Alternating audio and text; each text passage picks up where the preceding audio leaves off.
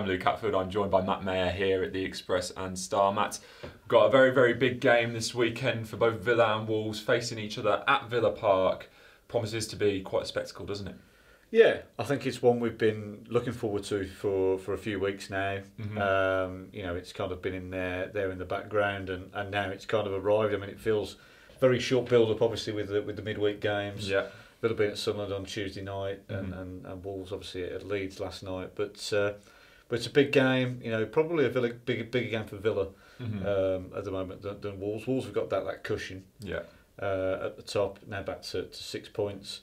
Villa, they're playing catch up. Not necessarily, against Wolves. I mean, that's quite a margin now, 10 points, isn't it? But Cardiff, 4 points ahead of them in second place. They don't really want that gap to grow much larger. So probably a bigger game for Villa, but one, a big one for Wolves too, as these games always are. That's it, and local rivalries. I mean, with Villa, it's always Villa Blues, which is the big one. But this year, I mean, we were talking off air, we've seen a little bit more needle between these two. There is a bit more this year. I don't think this is, if you're looking at the Midlands rivalries, you look at Villa Blues and Villa Albion. I mean, Albion have featured in Villa's history more than any other club. Yeah. Most played derby. Villa Wolves always a bit of slightly different. I don't think there's quite that out and out kind of rivalry that there is with the other clubs. But certainly this season, as you say, quite rightly, we've seen it a bit more.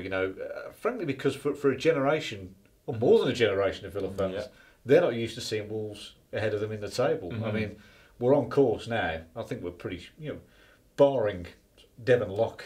Collapse of Devon Lock proportions. We are, Wolves will finish ahead of Villa this season, and that'll be the first time that's happened in 38 years. Wow. So Villa have been, kind of not had to worry about Wolves for a long time, and plus Wolves haven't been able to kind of lord it over Villa for that long either. So that has been a bit more needed. We've seen a bit more kind of this week with some of the stories about George Mendes. Villa among those clubs that have kind of apparently kind of registered their displeasure with the football league. So there's just a bit more spice on this one. The fact they're both up there at the top end of the Championship, and with what happened at Molineux back in kind of October as well, a fantastic performance from Wolves. I mean, there were people after that game saying it was the best Wolves performance they'd seen for years. Yeah.